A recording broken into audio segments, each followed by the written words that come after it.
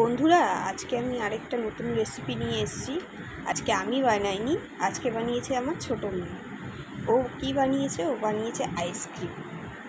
যেরকম পেরেছে, ও কি মনে হলো আইসক্রিম বানাবে। ও কি করেছে, একটা প্লাস্টিকের গ্লাসের মধ্যে দুধ দিয়েছে। দুধ দিয়ে ওটার মধ্যে একটু চিনি দিয়েছে আর লজেস গুঁড়ো করে দিয়েছে। দিয়ে এবার দুটো গ্লাসে এরকম করে এবার ডিপে রেখে দিয়েছে।